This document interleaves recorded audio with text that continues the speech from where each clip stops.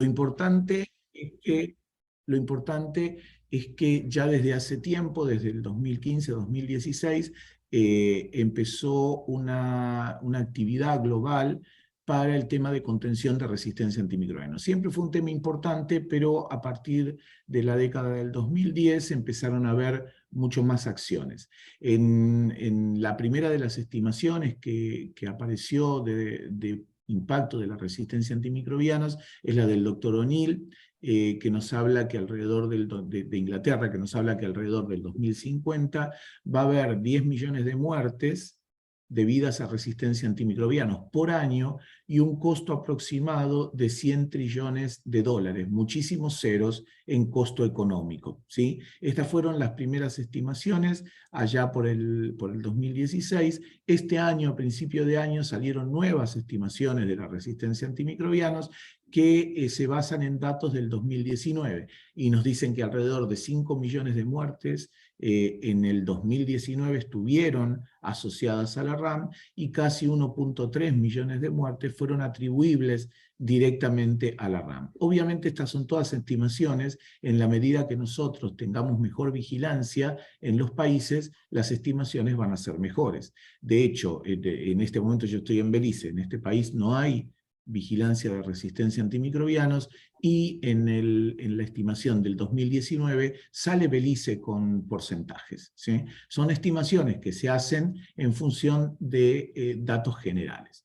Cuando uno analiza el impacto de la tasa de muertes atribuibles y asociadas a la RAM por regiones del mundo, uno puede ver la región de las Américas separada en varios fragmentos y tenemos países o subregiones que están distribuidas por toda la gama, siendo América del Sur una de las que tiene tasas de mortalidad debido a resistencia antimicrobianos más altas, es la que tiene la resistencia más alta, ¿sí? Cercana a los países de África y del sudeste asiático, ¿sí? Cuando uno mira la tasa de muertes atribuibles asociadas por tipo de infección, como siempre las respiratorias se llevan el pedazo de torta más grande, las del tracto respiratorio, las intraabdominales y otras, ¿sí? Las diarreas están en el top 10 de las infecciones. Y los patógenos asociados a estas infecciones que causan mortalidad son los que también conocemos siempre. Importante para ustedes porque son los que están haciendo la vigilancia en los países. Los patógenos más asociados con mortalidad son Escherichia coli, Staphylococcus aureus, Klebsiella pneumoniae, Streptococcus pneumoniae, Acineto, Pseudomonas, los que ustedes ya conocen, ¿sí? Cuando uno mira en el desglose, en el trabajo del Lancet de este año, de las estimaciones del 2019, ve que los que están en rojo son los antibióticos, las combinaciones antibióticos patógenos que más mortalidad producen, entre los cuales están, como pueden ver, los carbapenemes, que es lo que vamos a usar de ejemplo ahora para ver cómo esto a veces cruza en un concepto de One Health, ¿sí? Hay algunas estimaciones europeas que son muy buenas, que se hicieron ya hace un par de años, del 2019 específicamente, donde nos muestran los DALIs, o sea, el impacto de la resistencia a antimicrobianos en cuanto a número de muertes atribuibles y número de casos. Y nos muestra cómo afecta a distintos países de Europa las distintas combinaciones de antibiótico y patógeno. Y en el estudio de Unión Europea lo que aparece como mayor impacto son las resistencias a cefalosporinas de tercera en Escherichia coli, seguido por la meticilino resistencia en estáfilo, la resistencia a carbapenemes en Pseudomonas y la resistencia a cefalosporinas de tercera generación en Klebsiella. Chiquitito acá en el rincón, con DALIs mucho menores y menor mortalidad, no por eso menos importante, aparecen los Acinetobacter resistentes a carbapenemes, la Klebsiella resistente a carbapenemes, los Enterococos banco R, etc. ¿Sí? El tamaño de la pelotita es la magnitud de los DALIs producidos por la combinación de patógeno antibiótico, ¿sí? Cuando uno mira, lamentablemente me debe haber quedado, déjenme que la descubra, porque sí, me quedó oculta. Ahí está. Cuando uno mira esos datos de Europa por país se encuentran con diferencias enormes. ¿Sí? En cuanto a la edad, obviamente los DALIs y el mayor impacto está cargado en nuestros chicos, en los niñitos menores de 1 año, o en los adultos grandes. Los DALIs son menores en mortalidad debido a resistencia a antimicrobianos en las edades intermedias. Y cuando uno mira por país también ve matrices completamente diferentes. Si bien lo que les mostré antes es el promedio europeo, cuando uno va país por país ve, por ejemplo, que en Italia la parte de la torta más grande se la llevan los bacilos gram negativos resistentes a carbapenemes, que son los verdes en cantidad de DALIs. ¿Sí? En rojo tenemos la resistencia a cefalosporina de tercera generación en coli y Klebsiella y otras resistencias, y en violeta la meticidino resistencia en estáfilo. Eso es Italia. Grecia, como todos sabemos, que son los reyes de las carbapenemasas en el mundo, el impacto mayor y la mortalidad mayor y los DALIs mayores se lo lleva el verde, que es la resistencia a carbapenemes en bacilos gram negativos. Pero cuando uno va a los países nórdicos de Europa, prácticamente la resistencia a carbapenemes como motivo de DALIs o de mortalidad, como impacto, casi desaparece y todo se fundamenta prácticamente en la resistencia a cefalosporina de tercera generación en coli y en Klebsiella. Por eso es súper importante que cada uno de nuestros países tenga estas estimaciones, porque de acuerdo a la matriz de impacto de la combinación patógeno-microorganismo, son las acciones que el país tiene que tomar. No es lo mismo un país como Grecia, que tiene que trabajar probablemente mucho más en sus infecciones hospitalarias, porque casi toda la mortalidad está asociada a resistencia a carbapenemes en bacilos gram negativos, que los países nórdicos, que por ahí tienen que trabajar más en la producción de alimentos de origen animal para evitar que la resistencia a cefalosporina de tercera generación en cadena alimentaria llegue al ser humano, porque produce impacto. Como ven, es muy importante que cada país tenga su vigilancia y cada país pueda tener esos estudios de riesgo, ¿sí? Estos estudios de impacto. Todos sabemos que estos datos, como les conté antes, lo que les mostraba, son del 2019. Los dos trabajos, tanto el de Lancet, que salió este año, como el de Unión Europea, son de datos del 2019. Después de eso nos pasó por encima la pandemia, y la pandemia lo único que hizo es empeorar la situación. ¿Sí? Durante la pandemia se aparecieron resistencias a antimicrobianos nuevos, ¿sí? Patógenos nuevos en algunos países y algunas resistencias emergentes. Patógenos nuevos, Candida auris. Durante la pandemia debutó Brasil con Candida auris, Perú con Candida auris, Guatemala con Candida auris y México, que nunca habían tenido antes. Y también el tema de las carbapenemasas fue una cuestión de cuidado durante la pandemia. Hubo emergencias de resistencia a carbapenemes por mucho más alta y con mecanismos mucho más complejos en prácticamente toda la región. Ahora vamos a ver algún dato de eso.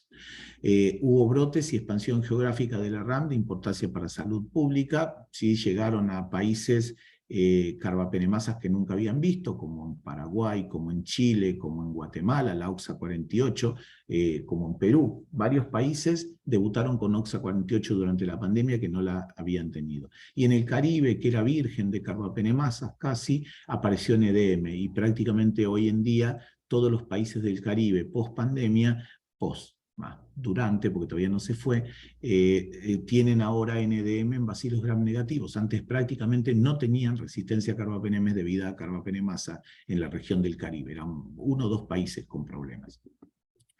También eso es la punta del iceberg. Abajo, en la base del iceberg, también hubo aumentos generales de la notificación de agentes patógenos multiresistentes y también un aumento grande en la carga de RAM. Muchos de los pacientes con COVID fallecieron en los hospitales por infecciones secundarias por patógenos multiresistentes. Todo esto está contenido en una síntesis de política que publicamos el año pasado desde la OPS, que nos hace esta relación, ¿no? Y profundiza en el tema de cómo COVID afectó a la pandemia de RAM que ya viene desde hace tiempo. Como les dije, vamos a situarnos en un tema específico, que es la resistencia a carbapenémicos. Ustedes dirán, bueno, pero la resistencia a carbapenémicos es un problema hospitalario. Y ya vamos a ver que no lo es. En este momento ya no lo es. Como alguna vez la resistencia a cefalotercera, las BLE, fueron un problema hospitalario, y hoy en día BLE en la comunidad es súper común en colonizaciones entéricas y además en patógenos de producción de la cadena alimentaria, como pueden ser salmonela, como puede ser shigella del medio ambiente. Los carbapenemes también ya se nos escaparon de los hospitales. ¿Por qué es un problema? Los carbapenemes, la resistencia a carbapenémicos deja escasas opciones terapéuticas para tratar a los pacientes, tiene un incremento enorme en la morbimortalidad de los pacientes, o sea, estamos hablando de más de un 50% de mortalidad en una Klebsiella con carbapenemes, en una infección muy severa, contra un 10% si no tuviera la resistencia a estas drogas. Produce estadía hospitalaria más prolongada y además un incremento enorme de los costos de atención del paciente. O sea, no solo es un problema de morbimortalidad, es también dinero, es costo. Y tiene una alta probabilidad de diseminación de los microorganismos o del gen de resistencia. Y este punto es muy importante porque es lo que ustedes están viendo en este momento. El conocimiento del problema es fundamental y es lo que están viendo en este taller. Los mecanismos de resistencia y su trazado y sus genes potenciadores, digamos, o diseminadores. O se diseminan bacterias o a veces se diseminan genes. ¿Qué nos pasó durante estos últimos años en la región? No es secreto para nadie, sobre todo para Sudamérica, que son los que están en este momento en el taller, que la resistencia a carbapenemes en la región de las Américas empezó tímidamente en la década del 2000 y alrededor del 2010, donde apareció KPC con el ST258 en la región, empezó a subir y nunca más paró de subir la resistencia a carbapenemes. Y estos son más o menos 500.000 de aislamientos de la vigilancia de Relabra, que nos muestran cómo prácticamente todos los países tuvieron un aumento sostenido de la resistencia a carbapenemes en Klebsiella y en otros bacilos gram negativos. Intrapandemia, la cosa se empeoró. Si Argentina, por ejemplo, que estaba en porcentaje de alrededor del 10%, pasó al 30%. Estos son datos hasta el 2019, acá en el gráfico chiquito tienen la comparación de 2019 con 2020, prácticamente pasó de 20 a un 30% la resistencia a carbapenemes. Argentina esperaba, por datos del Malbrán, estos porcentajes de resistencia para el 2029, ¿sí? Y lo obtuvo, el salto lo produjo en solo un año al inicio de la pandemia. Panamá lo mismo, venía con porcentaje de alrededor del 10% y pasó al 20% solo en un año al inicio de la pandemia, por el uso de antimicrobianos, por control de infecciones, etc. Este es el dato de Argentina, publicado en el Policy Brief, donde ustedes pueden ver cómo la resistencia a carbapenemes en Klebsiella se disparó un 10% en solo un año. De nuevo, 10 años habrían tenido que pasar si nada hubiera pasado, si COVID no hubiera venido, para llegar a estos valores. El Malbrán estimó que hubiera necesitado 10 años y lo logró solo uno. ¿Sí? No fue lo mismo para el caso del Enterobacter E. coli, pero en Klebsiella se vio el impacto mucho más marcado. Durante la pandemia de RAM, ustedes lo saben mejor que nosotros, aparecieron los brotes de Candida auris en países que no lo tenían y se incrementó Candida auris en los países que ya tenían Candida auris. Apareció la mucormicosis, si no me equivoco Uruguay tuvo algunos casos de mucormicosis también, durante la pandemia lo que se llamó la tormenta perfecta, el mal llamado hongo negro, etcétera, etcétera. También hicimos la alerta epidemiológica del incremento de las nuevas combinaciones de carbapenemasas en enterobacteriales y la última alerta que salió fue la emergencia y diseminación de Shigella sonnei con resistencia extrema a los antibióticos. Sería el riesgo potencial para Latinoamérica y el Caribe, porque para el 6 de junio del 2022 todavía no había casos en la región. Inmediatamente en el mismo mes de junio, ya 2 países de la región declararon la aparición de cepas muy similares a las europeas en la región. Y en este momento hay en estudio otras cepas en un país de los que está ahora en la reunión que están llevando adelante ustedes. Las alertas epidemiológicas, la alerta epidemiológica de la OPS se basó en cuanto a carbapenemasas a las alertas epidemiológicas de los países, donde el que hizo punta fue Argentina, con la comunicación de las dobles carbapenemasas en enterobacteriales sobre todo. Lo mismo hizo Guatemala. Guatemala hizo 2 alertas, una de la aparición de la emergencia de OXA48 en el país y una de la combinación de carbapenemasas KPC más NDM. ¿sí? Después tenemos el comunicado del Ministerio de Salud Pública de Uruguay, que ya tenía algunos dobles productores, pero durante la pandemia, esto salió en agosto del 2021, durante la pandemia estas combinaciones se incrementaron de manera alarmante. Paraguay, que también está en la reunión, debutó con la OXA 48, combinada con NDM y KPC más NDM en las mismas cepas. Fíjense la complejidad de los mecanismos de resistencia que se produjeron durante la pandemia y que se van a quedar, porque la pandemia se va a ir, pero estos monstruos que se crearon en los hospitales van a quedar, ¿sí? Por lo tanto, es importantísimo lo que ustedes están haciendo, porque a medida que la resistencia se complejiza, se necesitan mayores tecnologías para poder caracterizar los aislamientos, y es lo que ustedes están viendo en este momento. Perú, su alerta epidemiológica también de combinaciones, con OXA 48 y NDM, KPC más NDM, IM más BIM, etcétera, etcétera, etcétera. También hizo lo propio Ecuador, con la combinación de KPC más NDM y KPC más OXA. Ecuador había tenido una tímida emergencia de OXA hace un par de años, que fue presentada en Relabra.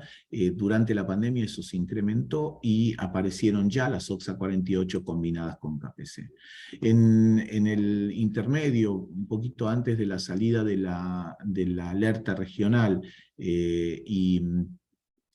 se empezaron otros países, y después de la alerta regional, empezaron otros países a buscar y encontraron, como siempre pasa. Debutó el Caribe con carbapenemasas, Belice con NDM en enterobacteriales y Acinetobacter, Dominica con NDM en enterobacteriales, Colombia con incrementos. Ustedes saben que Colombia siempre tuvo porcentajes muy altos de resistencia a carbapenemes y ya tenía combinaciones dobles de carbapenemasas antes, pero durante la pandemia se incrementaron, y también se incrementaron las combinaciones triples de carbapenemasa en la misma cepa. Y a veces uno se pregunta, ¿para qué quiere un patógeno mantener tantos mecanismos de resistencia que tanto le cuestan en cuanto a fitness? Pero eso pasa, y pasa por la presión de selección, ¿sí? Brasil, Venezuela, Perú, Costa Rica, El Salvador. Como ven, hay muchos países que durante la pandemia empeoraron mucho la situación.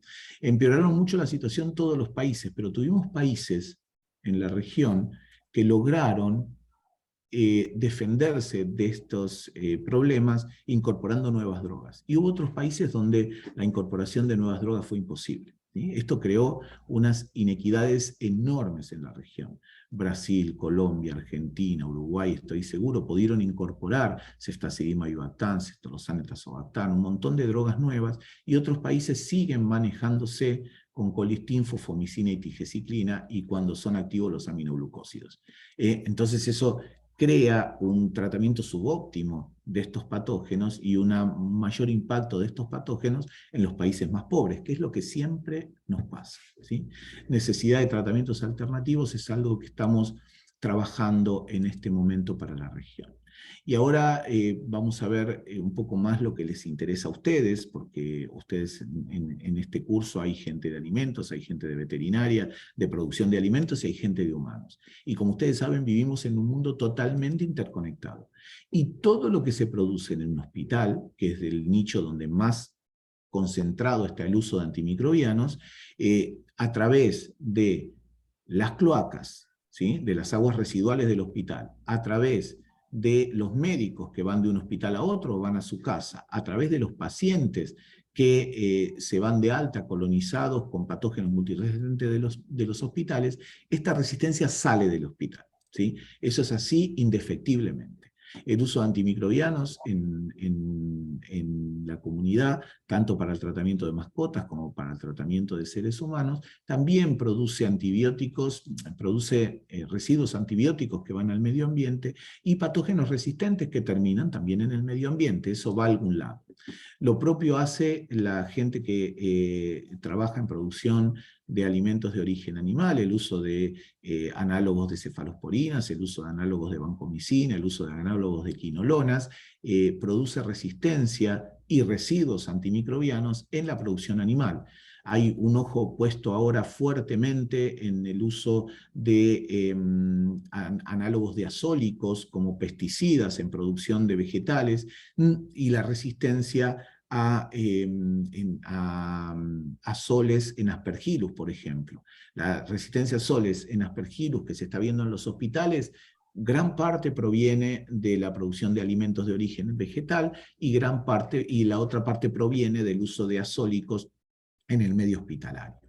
La comida, los alimentos son un vehículo, el medio ambiente y los alimentos son un vehículo para que todas estas resistencias que aparecen en distintos nichos se diseminen también a animales salvajes. Y ya hay muchos estudios en la región que empiezan a encontrar resistencias inusuales y emergentes en animales salvajes, en plantas de tratamiento de agua, en medio ambiente, etc. ¿Sí?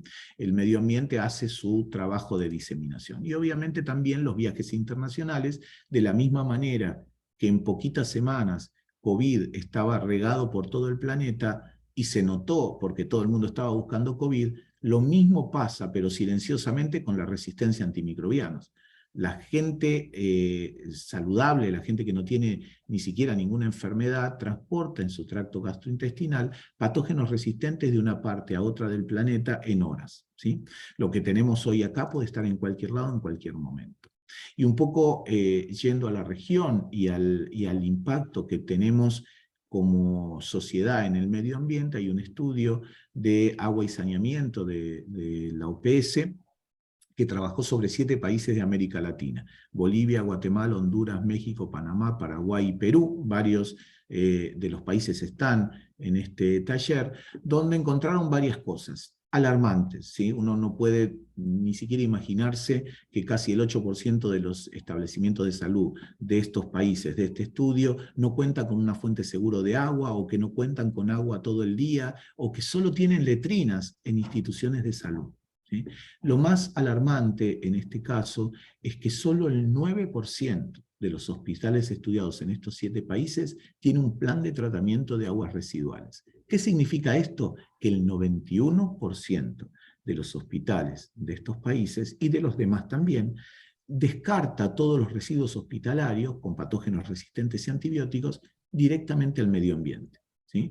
Imagínense, porque uno mira adentro del hospital, pero imagínense todo lo que sale del hospital a través de las aguas residuales, materia fecal de los pacientes, orina de los pacientes con antibióticos, con patógenos resistentes, que terminan todos en el medio ambiente, ¿sí? Y en el medio ambiente también está probado que existen antibióticos, y en algunos casos, ¿sí? En el caso de la polución de las industrias productoras de antibióticos o de los efluentes hospitalarios, las concentraciones de antibióticos llegan a valores tan altos como las CIMES de los patógenos resistentes. Por lo tanto, seleccionan resistencia o modifican la resistencia por presión de selección también en el medio ambiente. Todo esto hace que aparezcan trabajos como este, que la verdad que ponen a uno los pelos de punta. ¿Por qué? Todos pensamos siempre que los carbapenemes, la resistencia a carbapenemes, era un tema hospitalario. En este trabajo del 2019, lo que ustedes, para interpretar este trabajo es muy fácil, muy didáctico. Cada vez que ven un país en gris es porque hizo estudios. Cada vez que ven un dibujito corresponde a un nicho diferente. Cuando ven un dibujito de un hospital, corresponde a efluentes hospitalarios, plantas de tratamiento de agua, el inodoro.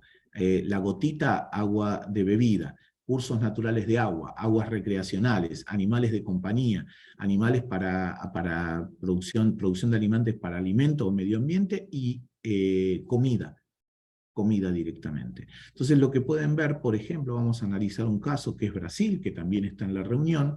En este trabajo nos muestra que Brasil encontró carbapenemasas en hospitales, en plantas de tratamiento de agua, en cursos naturales de agua y en aguas recreacionales. ¿Cuáles encontró? Los colorcitos de las rayas de atrás. Encontró amarillo, KPC, naranja, NDM, verde, OXAS, violeta, BIM. Eso significa que ya la resistencia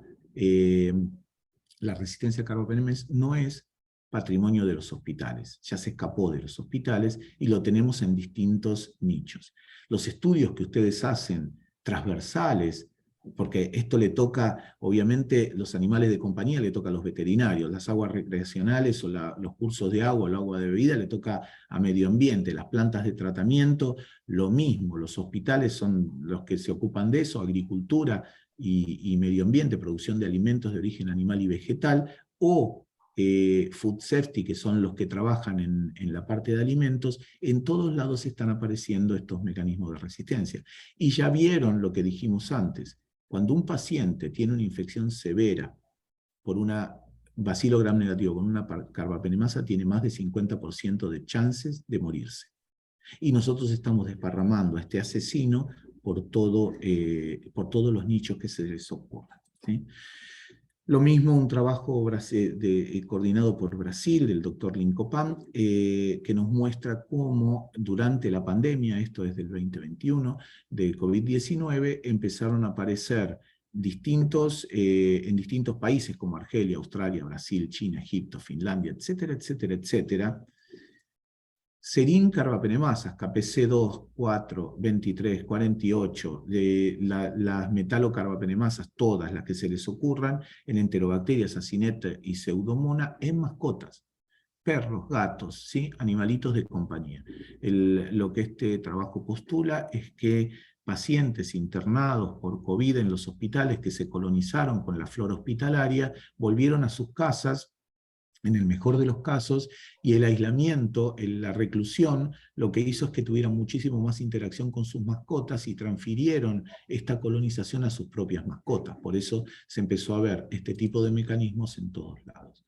Este trabajo creo que lo vieron durante la reunión ya, que es el excelente trabajo que hizo Paraguay en el arroyo Muricaó, que cruza la ciudad de Asunción, muestreando las aguas del arroyo. Dentro de un ratito vamos a ver lo que se encontró, ¿sí? Este es el arroyo Muricaó, esta es la zona de frigoríficos, esta es la zona de hospitales, el Laboratorio Central de Salud Pública muestreó el Muricaó a distintas alturas, y tomó agua y tomó muestras o comparó los patógenos que encontró en el Muricaó, esto se hizo sobre E. coli, lo comparó con las cepas hospitalarias, ¿sí? Y lo que encontró es que en las aguas residuales, en las aguas del arroyo Muricaó, se encontraron colis resistentes a antimicrobianos. En las zonas cercanas a hospitales y frigoríficos se detectaron genes de resistencia por PCR convencional. El mayor recuento de coli resistentes a antimicrobianos se encontró en la zona de frigoríficos. Los genes detectados fueron lo que se les ocurra: beta-lactamasa de espectro extendido tipo CTXM, resistencia a quinolonas mediada por mecanismos plasmídicos como QNRB, QNRS, AC6'1BCR, etc. Resistencia a polimixinas por MSR1 y por no MSR1 en la zona de los mataderos, por ejemplo, en los frigoríficos,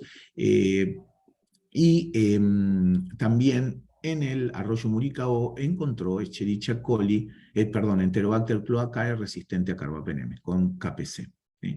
Ustedes saben que las carbapenemasas no son tan frecuentes en coli. Este fue un estudio de coli, apareció este Enterobacter en las placas de coli con KPC, por lo tanto si buscan en Klebsiella o en otros probablemente también encuentren.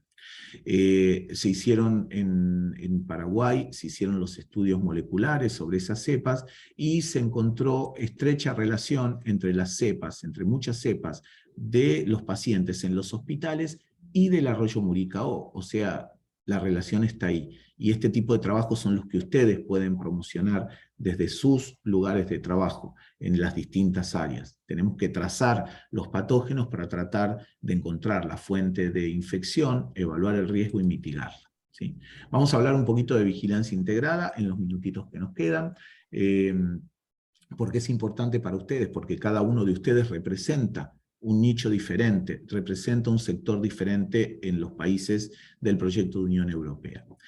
Tenemos una guía para evaluación de un plan de vigilancia integrada, que yo no me voy a detener en profundidad, pero quiero rescatar algunos puntos, ¿sí? Que tiene distintos objetivos estratégicos que tienen que ver con la gobernanza, que tienen que ver con el muestreo, que tienen que ver con la interpretación de los datos, que tienen que ver con las capacidades de estudiar epidemiológicamente y de integrar los datos de RAM, colaboración multisectorial, que es lo que se necesita. Gracias a Dios están todos ustedes juntos ahí y tienen que aprovechar esta instancia. porque así se ven cara a cara y pueden planificar para futuro. Y el monitoreo y evaluación del sistema. La gobernanza es fundamental, ¿sí? La gobernanza es fundamental porque es lo que va a hacer que la vigilancia integrada funcione. Si no están comprometidos todos los componentes, la vigilancia integrada no va a funcionar nunca. Y cuando hablo de los componentes, estamos hablando de salud humana, salud animal, vegetal, alimentos y medio ambiente, ¿sí? Obviamente hay otros sectores que son muy importantes y lo que estamos viendo últimamente es que la gente de salud pública o la gente que trabaja específicamente en medio ambiente no maneja mucho el tema de RAM. No es un tema importante para la gente de medio ambiente, pero sí lo es para el sector académico. Y todos los estudios de medio ambiente, o la mayoría de los estudios de medio ambiente que estamos viendo en la región, vienen del sector académico, ¿sí? Con un fuerte componente académico, estudios específicos que ya nos muestran los problemas. No me voy a detener en eso ahora, pero es un tema de discusión. Probablemente durante el año que viene hagamos alguna actividad relativa exclusivamente al medio ambiente. Reuniones estratégicas, etcétera, etcétera, y elaborar un plan que cada uno de los componentes lo siga, ¿sí? Ya vimos antes dónde podemos producir resistencia a antimicrobianos: hospitales, ganadería, mascotas, agricultura, alimentos, animales salvajes, ¿sí? Personas, ¿no? El medio ambiente, afectando a las personas.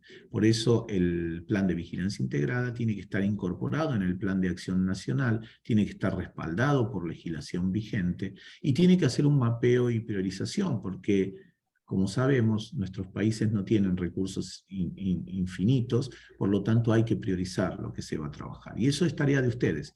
Ustedes son los que cada uno de los países de del proyecto Unión Europea designaron como representantes de cada área, ¿sí? Por lo tanto, son las personas claves para hacer esto posible.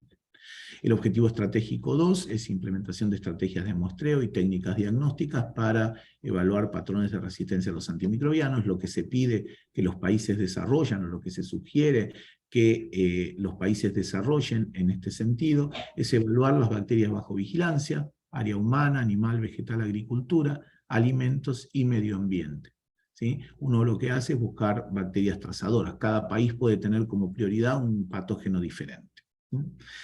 Definir el origen de las muestras, muestras humanas, establecimientos de procesamiento de animales, frigoríficos, venta al público de alimentos, muestras de animales destinados a consumo, animales de granja, abasto, posabasto, acuacultura, etc. Muestras ambientales, aguas de riego, residuales, hospitalarias, acuacultura. No se olviden que muchas de las aguas residuales que contienen todos esos patógenos resistentes que liberan los hospitales, luego se usa para riego, y mucha materia fecal de animales para producción de alimentos se usa como fertilizantes después en la producción de alimentos de origen vegetal. Imagínense la diseminación de esas resistencias producidas en los distintos nichos en también los vegetales, que muchos de ellos se comen crudos, y por lo tanto, si no se lavan bien, pueden llegar a contener estos patógenos e infectar o colonizar al paciente para una futura infección en algún momento, ¿sí? Definir la estrategia de muestreo, la información que se va a pedir para cada muestra, el origen de la muestra, humano, animal, ambiental, vegetal, el tamaño muestral, el método de muestreo, la periodicidad del muestreo, etcétera, etcétera. Y después los estudios de laboratorio, que son los que ustedes están viendo en este momento, en este completísimo curso que la Universidad en Uruguay les está brindando, ¿sí? Cultivos bacterianos, identificación de los aislamientos, uso de métodos de tamizaje y pruebas de sensibilidad antimicrobianos, ¿sí? Con un panel completo de antimicrobianos que permite evaluar la diseminación de patógenos entre nichos, caracterización de los aislamientos, Pulfil, todavía hay países que lo siguen usando, MLCT, secuenciación total de genoma, PCR, etcétera, PCR y secuenciación, etcétera. Calidad siempre, y un punto importante es la determinación de residuos antimicrobianos, tanto en alimento como en medio ambiente, que sobre todo en medio ambiente no se hace mucho. Esta diapo es de Robert, que lo tienen ahí, es nuestro genio en la parte de métodos, así que ustedes tienen a los mejores ahí en el curso, donde que muestra que para la vigilancia de RAN necesitamos métodos fenotípicos y métodos moleculares. Pero no me voy a detener en esto porque esto lo están viendo en detalle en este curso, ¿sí? Pero lo importante en este sentido, y es lo que aplica a la región, y Robert va a profundizar seguramente en esto, es que independientemente de las capacidades de los países, todos pueden hacer algo. Hay países que solo hacen métodos fenotípicos y pueden llegar a algunas cosas un poquito más profundas, otros que hacen métodos genotípicos y genotípicos básicos, ¿sí? Esto podría ser Centroamérica, esto, la primera parte puede ser Caribe, Centroamérica y muchos países. Yo creo que todos los que están en este momento, en este curso, tienen la línea completa, o sea, pueden hacer métodos fenotípicos, métodos moleculares básicos y secuenciación total de genoma. Esto les da a ustedes una capacidad única que muchos otros no tienen en la región. La estrategia que usamos a nivel regional, como no somos ricos, y como dije antes, los recursos son limitados, no podemos hacer lo que hace Europa o Norteamérica, que todo lo manda al secuenciador. Nosotros trabajamos con muestreo, pruebas fenotípicas, se agrupan los patógenos, ¿sí? Se agrupan por mecanismo de resistencia. Luego, genotipia básica nos permite detectar qué mecanismo de resistencia tienen y se vuelven a agrupar aislamientos, se subagrupan aislamientos. Y así sucesivamente, para llegar a la secuenciación total de genoma con una muestra crítica que es la que se va a secuenciar, ¿sí? Por ahí uno parte de la base de la pirámide con un montón de aislamientos o de muestras y va achicando la pirámide hasta llegar a un número aceptable de muestras que pueda tener una secuenciación de manera sostenible, ¿sí? Y con eso podemos tener una estimación de lo que está pasando a nivel del país, ¿sí? Para eso se necesita sinergia de todas las áreas, que es lo que ustedes están haciendo ahí. Normalmente los secuenciadores están en el área de humanos, sobre todo ahora post-COVID nos quedaron secuenciadores en todos los países, si todos los países que están en este grupo los tienen, pero en general están en el sector humano. Por lo tanto, se necesitan las sinergias entre los sectores para que las cepas que se detectan en el área de veterinaria, en vegetales, en medio ambiente o en alimentos pueda ser secuenciada con una lógica muy clara para poder tener datos que le permitan a las autoridades nacionales entender la circulación de la resistencia a antimicrobianos y tomar decisiones o intervenciones para mejorar o para bajar o para por lo menos contener el problema, ¿sí? Después están la interpretación de resultados en el objetivo estratégico 3, que nos pide toda la parte de metadata que se necesita para poder tener que es un desafío esto, ¿sí? Es un gran desafío porque es muy difícil a veces para los sectores de alimentos y producción de alimentos compartir datos que son muchas veces confidenciales, ¿sí? Pero hay que hacerlo porque si no nunca vamos a saber la fuente de lo que nos está afectando a la población en los países.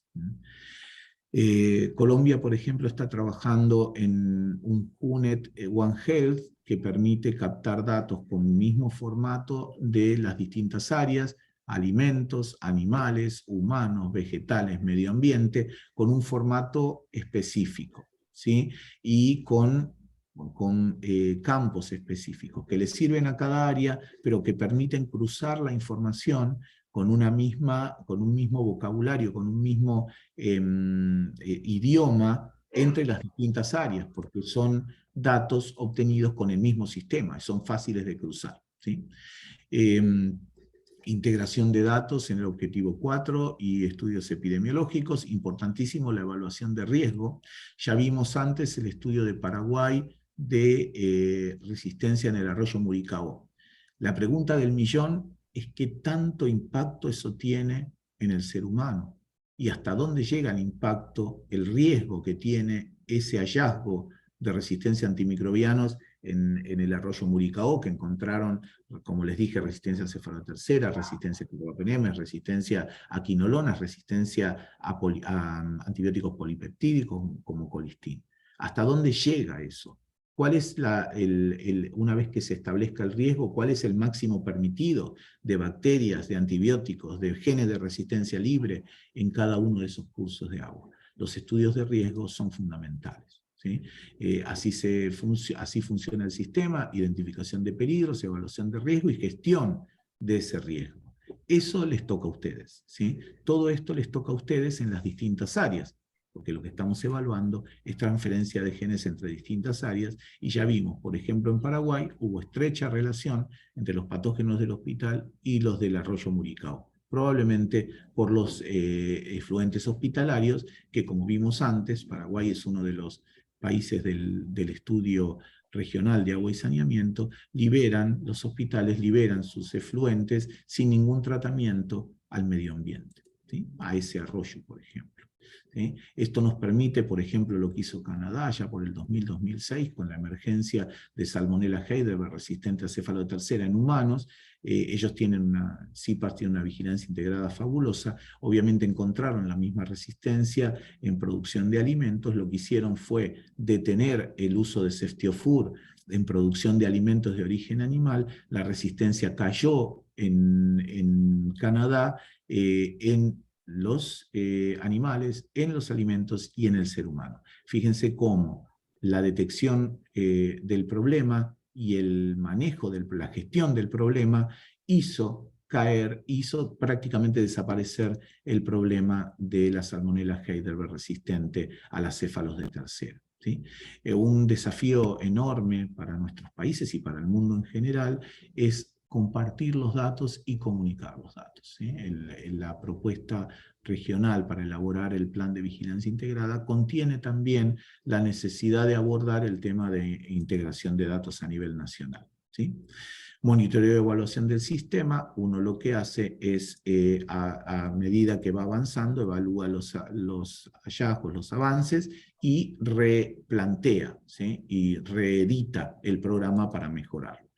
Por ejemplo, en lo de Paraguay quedaron un montón de oportunidades de estudios posteriores basados en los primeros datos del arroyo Muricao, que Paraguay ya empezó a trabajar, porque ya, por ejemplo, estudió los Escherichia coli de los mataderos, de los frigoríficos, porque recuerden que en la zona de frigoríficos había mayor cantidad de colis resistentes, y había resistencias, por ejemplo, a los polipeptídicos que no había en la zona de los hospitales. Entonces, esto abrió los ojos sobre el potencial rol de los mataderos en esto, y obviamente se incluyó un estudio de mataderos, ¿sí? Necesidad del enfoque multisectorial, no me quiero detener mucho en eso. Mejorar la concientización del costo económico y social, que se necesita inversión, compromiso político, coordinación de alto nivel de actividades multisectoriales contra la RAM.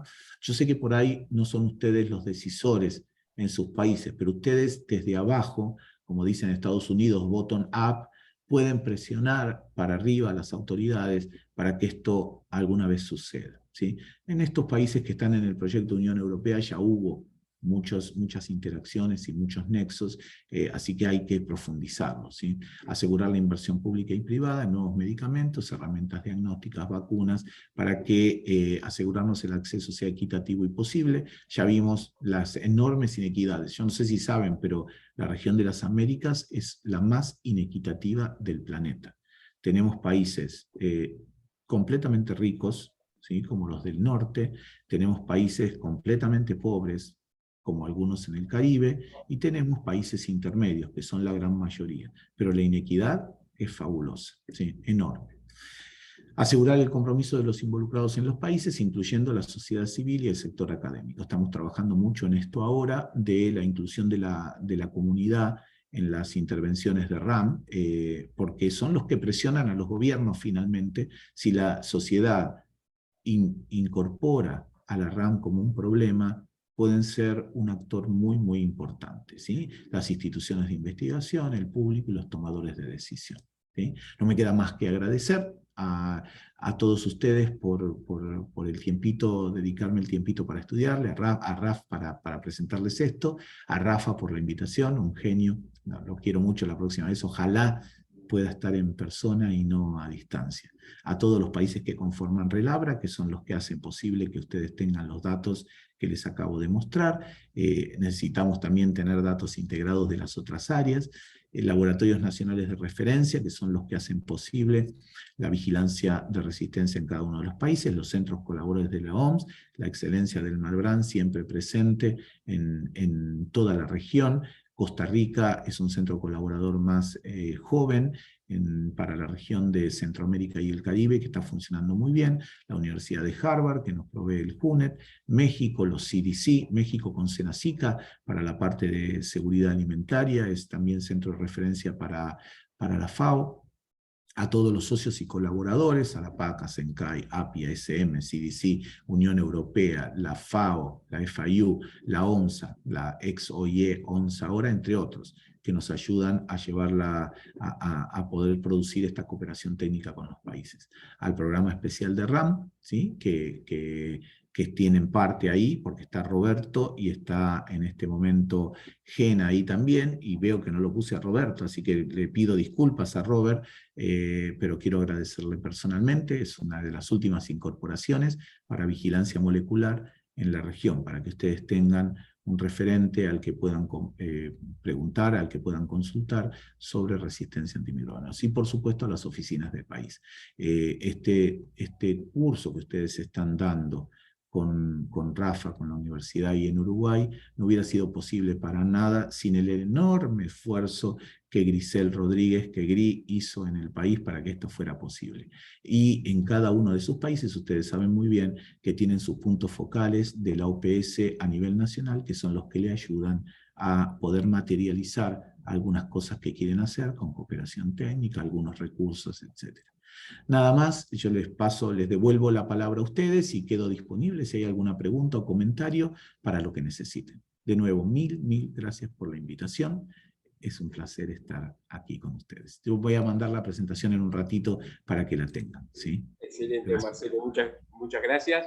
No sé si alguno tiene alguna pregunta, va a haber que traducirla porque la fuente de sonido es de acá, pero si alguno tiene alguna pregunta para hacerle a Marcelo, si no después lo liberamos porque está en plena actividad allá en Belice. Con las conexiones no puedo darte vuelta a la pantalla para que a ver si puedo. A ver si, no, voy a romper. Vi las fotos, me encantó, me diste mucha envidia, me diste. Todos me mandaron fotos, porque yo tengo espías en todos lados, ustedes no se crean. Obvio. No hagan ninguna macana, porque yo me entero de todo inmediatamente acá en la empresa, inmediatamente. Exacto, sí, estamos rodeados. Yo creo que estuve ahí, ayer les ponía, en el grupito les ponía que yo creo que estuve ahí en alguna presentación, o son muy parecidas las salas en la universidad. Pero, creo que la otra vez, seguro que estuviste presentando Glass, pero era sí, una sala más chica, teníamos por acá al lado, no en esta, pero sí, más o menos. Muy parecida, sí. Sí. Pero sí, ahorita vamos. No sé si alguien quiere hacer alguna pregunta. Un agradecimiento de toda la gente acá. Dice Roberto que no sea tan antipatrio y que le pongas la diapo, el nombre de la diapo. Lo que pasa es que esa diapo la tengo hace rato y no la actualicé, entonces él ya no entró, pero ya va a estar, pero lo dije personalmente, le hice un agradecimiento especial, que no sea fastidioso decir. No sé, te baja el pulgar de acá, no sé. El tipo de señas que está haciendo, aprovechando. No es traducible ni para estos lados. Bueno, Marce, te liberamos entonces, porque acá está todo claro lo que dijiste. Muchísimas gracias. Muchas gracias y nada, toda la suerte, chicos. La verdad que contamos con ustedes, porque ustedes son los que van a hacer posible esto de la vigilancia integrada y el control de la RAM en distintos nichos. Así que enormemente agradecido que estén ahí, aprovechen a full todo lo que les están dando, que estoy seguro que va a ser en beneficio no solo para sus países, sino también para el resto de la región. Así que, bueno, nada. Bueno, Marce. Mil gracias, espero que les haya gustado y nos estamos viendo en la próxima. Muy bien, nos vemos. Adiós, chao.